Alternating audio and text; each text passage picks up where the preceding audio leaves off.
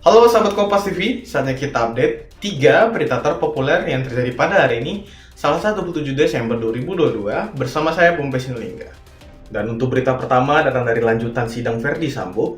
Pihak pengacara Verdi Sambo dan Putri Chandrawati kembali hadirkan saksi untuk meringankan dalam lanjutan sidang pembunuhan Brigadir Yosua. Kali ini sidang menghadirkan ahli hukum pidana Elwi Daniel.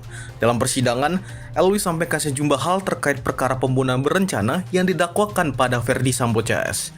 Yang dibahas dalam persidangan antara lain soal motif, keterlibatan para terdakwa hingga definisi pembunuhan berencana itu sendiri.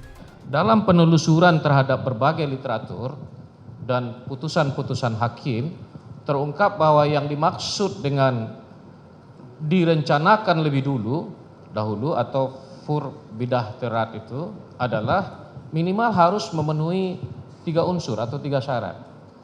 Yang pertama adalah bahwa kehendak untuk melakukan perbuatan itu harus diputuskan dalam suasana tenang. Ya. Itu yang pertama. Kemudian yang kedua, antara timbulnya kehendak dengan pelaksanaan perbuatan sebagai manifestasi dari kehendak itu harus ada waktu yang cukup yang bisa digunakan oleh si pelaku untuk merenungkan, mempertimbangkan dan sebagainya, apakah dia akan kembali untuk tidak melakukan kejahatan yang bersangkutan. Artinya ada waktu yang cukup. Nah, barangkali nanti mungkin perdebatannya terkait dengan suasana tenang dan waktu yang cukup itu. Kemudian yang ketiga adalah bahwa pelaksanaan dari kehendak harus juga dilaksanakan dalam suasana tenang, dalam keadaan tenang. Dan untuk berita kedua datang dari Badan Riset dan Inovasi Nasional atau BRIN, prediksi akan ada hujan badai dahsyat di wilayah Jabodetabek esok hari atau tanggal 28 Desember 2022. Hal tersebut bermula dari cuitan peneliti BRIN, Dr. Herma Yuliastini mengimbau warga Jabodetabek bersiap dengan hujan ekstrim dan badai.